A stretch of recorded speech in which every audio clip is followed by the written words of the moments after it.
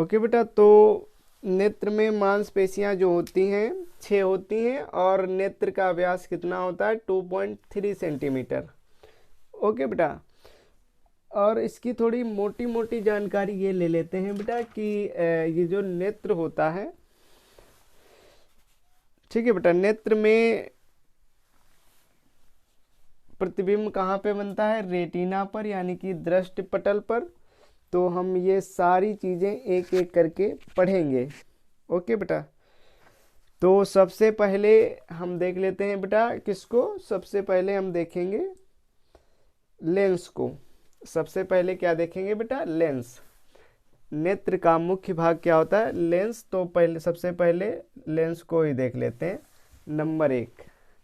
Okay बेटा, देखो ये जो लेंस होता है बेटा, लेंस प्रकाश को केंद्रित करता है। लेंस क्या करता है, प्रकाश को केंद्रित करता है। प्रकाश को केंद्रित करना, लेंस का कार्य क्या होता है, प्रकाश को केंद्रित, प्रकाश को क्या करना बेटा, प्रकाश को केंद्रित करना, प्रकाश को केंद्रित करना। और ये सर्वाधिक चमकीला भी होता है। क्या होता है, सर्वाधिक चमकीला। नंबर 1 तो क्या होता है बेटा, प्रकाश को केंद्रित करना, और ये चमकीला भी होता है, सर्वाधिक चमकीला। ओके बेटा, सर्वाधिक चमकीला, सर्वाधिक चमकीला। ओके बेटा, नंबर 3 पर हम देख लेते हैं, ये जो बेटा लेंस होता है इसका अपवर्तनांक कितना होता है। अपवर्तनांक, लेंस का अपवर्तनांक होता है बेटा 1.4। 1.4।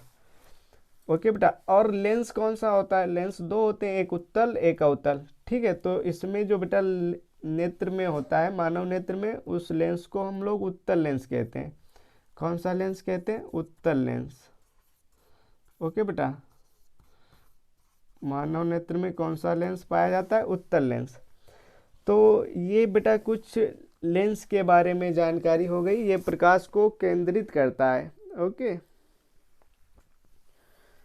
उसके बाद में बेटा नंबर 2 पे ये आ जाती हैं सीलरी मसल्स।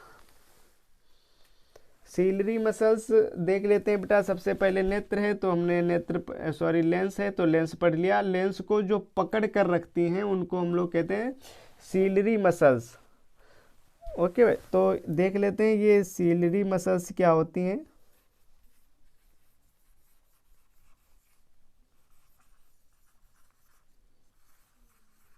सीलरी मसल्स, तो ठीक है बेटा, देखो इनका कार्य क्या होता है, इनका कार्य होता है लेंस को समायोजित करना। लेंस को क्या करना, समायोजित करना। लेंस को समायोजित करना, समायोजित करना। ओके बेटा, लेंस को समायोजित करना। देखो समायोजित करने का मतलब क्या हुआ, समायोजित करने का मतलब क्या होता है, जैसे कोई वस्तु दूर है, यदि वस्तु दूर है बेटा, दूर वस्तु, यदि कोई वस्तु दूर है तो ये क्या, ये जो मसल्स हैं ये क्या कर देंगी, लेंस को पतला कर देंगी। इसको क्या कर देंगी, पतला, पतला लेंस। ओके बेटा, यदि कोई वस्तु दूर रखी हुई है और हम उसे देखना चाहते हैं तो ये जो मसल्स होती हैं, मांसपेशियां होती हैं, इनको हम लोग कहते हैं बेटा पच्छम पेशी। पच्छम पेशी।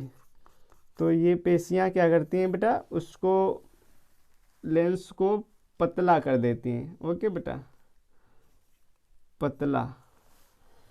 और यदि वस्तु पास में ही रखी है, निकट वस्तु है, कैसी वस्तु है, निकट में ही रखी है,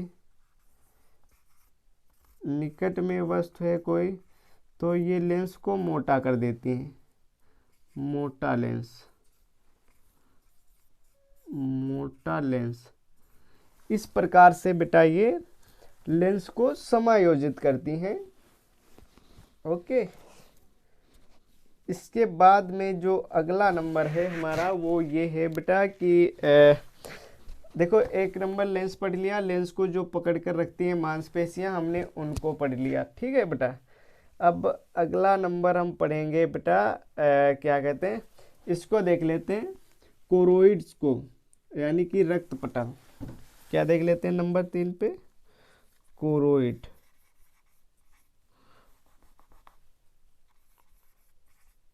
कोरोइड यानी कि रक्त पटल,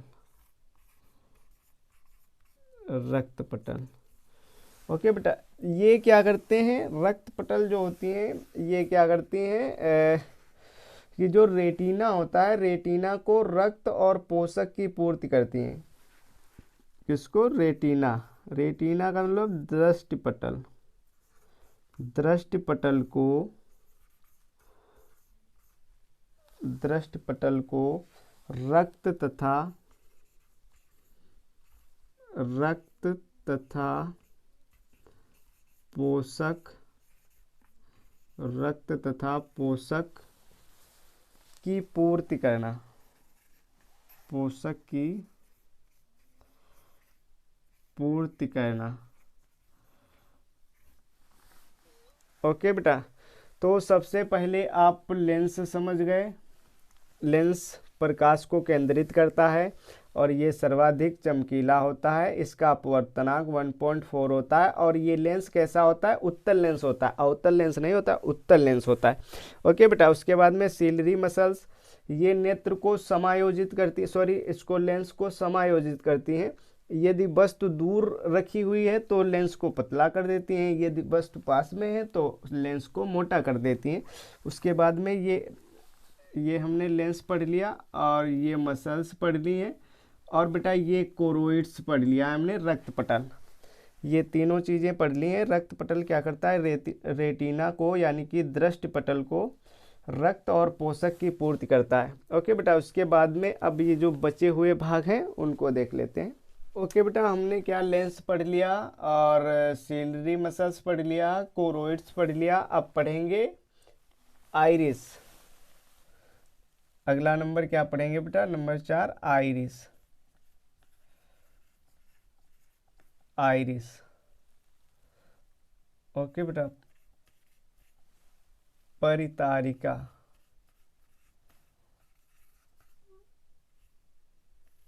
परितारिका।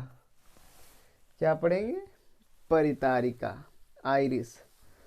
ओके बेटा, this is most important. Okay, ये आइरिस जो होती हैं बेटा, ये कई कलर की होती हैं। ब्लू होती हैं, कैसी होती हैं, ब्लू होती हैं, और ब्लैक होती हैं, ब्लू होती हैं बेटा, ब्लैक होती हैं, और ब्राउन होती हैं, भूरी, ब्राउन। ओके बेटा, ये 3 कलर की हो सकती हैं। ओके बेटा, ये कितने कलर की हो सकती हैं, 3 कलर की। इनका कार्य क्या होता है, प्रकाश को नियंत्रित करना, प्रकाश को नियंत्रित करना। ओके बेटा, क्या होता है, प्रकाश को नियंत्रित करना,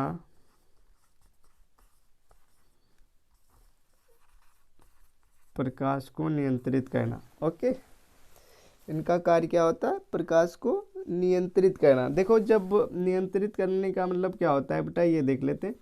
देखो, जब अधिक प्रकाश होता है, अधिक प्रकाश, तो ये सिकुड़ जाती हैं। क्या कर जाती हैं बेटा, सिकुड़ जाती हैं, सिकुड़ती हैं। और जब कम प्रकाश होता है, कम प्रकाश, कम प्रकाश में ये क्या हो जाता है बेटा, फैलती हैं, फैलती हैं। जैसे अचानक आपके आंखों पर कोई फोकस मार दे तो आपकी आंखें एकदम सिकुड़ जाती हैं। लेकिन इसमें एक इम्पोर्टेंट ये है बेटा, ये जो सिकुड़ने की प्रक्रिया है ये बहुत तीव्र है और फैलने की प्रक्रिया ये धीमी होती है। जैसे सडनली किसी ने आपकी आंखों पे डायरेक्ट टार्च की रोशनी लगा दी तो ये जो आइरिस होती हैं ये एकदम झपक जाएंगी और जब इन्हें खुलने में थोड़ा समय लगता है। ओके, तो ये कुछ आइरिस का काम था। ठीक है, तो चौथा हमने ये क्या पढ़ लिया, आइरिस पढ़ लिया। अब इसके बाद में पढ़ेंगे हम रेटिना। इसके बाद में क्या पढ़ेंगे, रेटिना। देख लेते हैं रेटिना का कार्य क्या होता है। अगला नंबर 5 देख लेते हैं। रेटिना यानी कि दृष्टिपटल। रेटिना को हम लोग कहते हैं दृष्टिपटल।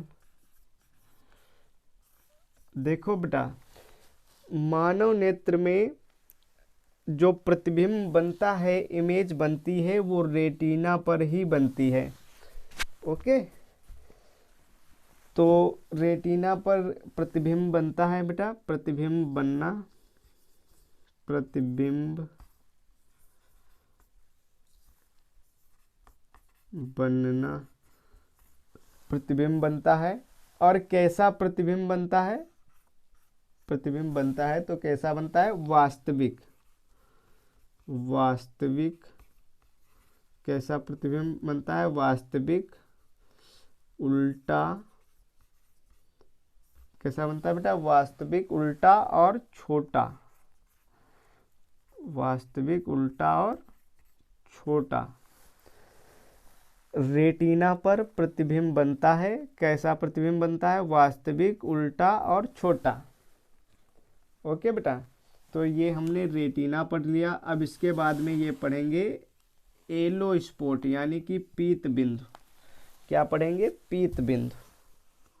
देख लेते हैं एलो स्पॉट को। एलो स्पॉट, पीत बिंदु। एलो स्पॉट यानी कि बेटा पीत बिंदु, पीत बिंदु। ओके, रेटिना का मध्य वाला भाग, देखो ये रेटिना है, रेटिना के मध्य में है। रेटिना और अंध, रेटिना और अंध बिंदु के बीच में, मध्य में होता है। ओके बेटा, रेटिना का, रेटिना का मध्य भाग, रेटिना का मध्य भाग एलो स्पॉट कहलाता है। ओके बेटा, इसका एक बहुत ही मोस्ट इम्पोर्टेंट और मोस्ट इम्पोर्टेंट कह सकते हैं बेटा। ओके, जो कार्य होता है वो ये होता है बेटा, ये इमेज को बहुत ही क्लियर बनाता है, बहुत स्पष्ट रूप से। अगर ये ना हो तो हम इमेज को, किसी के चेहरे को इतनी अच्छे से पहचान नहीं पाएंगे। इमेज की क्लियरिटी लाता है best image, best image, best image यानी कि क्लियरिटी।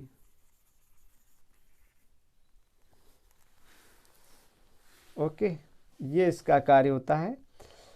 तो हमने अब एलो बिंदु पढ़ लिया। अब इसके बाद में पढ़ेंगे ब्लाइंड स्पॉट यानी कि, ब्लाइंड स्पॉट यानी कि बेटा अंध बिंदु। अगला क्या है बेटा, ब्लाइंड स्पॉट। ओके, नंबर 7 क्या है, ब्लाइंड स्पॉट। ब्लाइंड स्पॉट यानी कि अंध बिंदु, अंध बिंदु। ओके बेटा, अंध बिंदु इसे इसलिए कहा जाता है क्योंकि यहाँ पे प्रकाश नहीं पहुँचता है, इसीलिए इसे अंध बिंदु कहा जाता है। तो देख लेते हैं अंध बिंदु को। जहाँ पर ऑप्टिकल, ये देखो ऑप्टिक नर्वस है, जहाँ पर ऑप्टिक नर्वस आकर रेटिना में प्रवेश करती हैं, ये रेटिना है, जहाँ पर ऑप्टिक नर्वस रेटिना में आकर प्रवेश करती हैं, उसी भाग को अंध बिंदु कहते हैं। ओके बेटा, जहाँ ऑप्टिक नर्वस, यहाँ पर ऑप्टिक नर्वस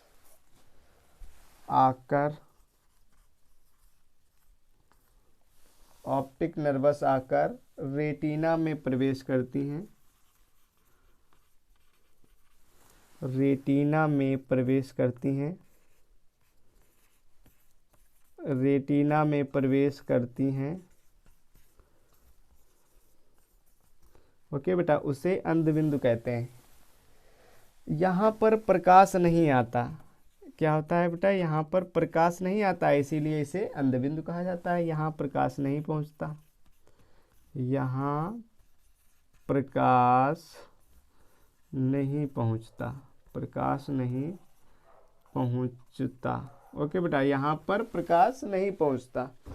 अब इसके बाद में देखो ये ऑप्टिक नर्वस आई हैं, तो ये ऑप्टिक नर्वस का मतलब क्या होता है ये भी देख लेते हैं। ये ब्लाइंड स्पॉट हमने भी देख लिया। अब इसके बाद में ये देखेंगे ऑप्टिक नर्वस क्या होती हैं बेटा। ऑप्टिक नर्वस, ऑप्टिक नर्वस ये क्या होती हैं बेटा, देख लेते हैं। प्रकाशित तंतु, इसको क्या कहते हैं हम लोग, प्रकाशित तंतु। ओके, देखो ये बेटा क्या होता है, रेटिना पर बने प्रतिबिंब को, रेटिना पर बने प्रतिबिंब को,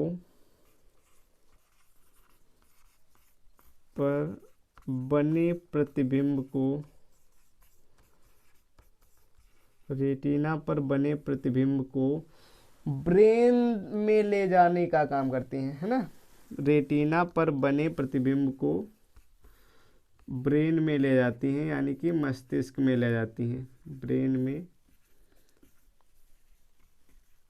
ब्रेन में ले जाती हैं। ओके बेटा, इनका मुख्य कार्य देखो, हम सब लोगों को पता है कि मानव नेत्र में रेटिना पर प्रतिबिंब बनता है, वास्तविक उल्टा बनता है और छोटा बनता है। इसको सीधा करने का काम हमारा ब्रेन करता है, मस्तिष्क करता है। और मस्तिष्क तक, यहाँ से मस्तिष्क तक जो लेकर जाता है उन्हें हम कहते हैं ऑप्टिक नर्वस कहते हैं। ये देखो, ये आप देख रहे हैं, ये ऑप्टिक नर्वस है। ओके बेटा, अब ये जो ऑप्टिक नर्वस होती हैं ये दो प्रकार की होती हैं। ये कितने प्रकार की होती हैं, दो प्रकार की। एक नंबर होती हैं बेटा शंक्वाकार, नंबर एक शंक्वाकार, और नंबर दो होती है छड़ाकार, यानी कि रॉड नहीं जैसी होती है बेटा, छड़ाकार यानी कि बेलनाकार, छड़ाकार या बेलनाकार हम लोग कह सकते हैं इसको। ओके बेटा, तो देखो ये देख लेते हैं, ये जो शंख वाली ये होती हैं नर्वस होती हैं उनमें क्या होता है, और ये जो बेलनाकार होती हैं उनमें क्या होता है, इन दोनों में क्या अंतर है और ये क्या कार्य करती हैं, इन दोनों के बारे में हम देख लेते हैं।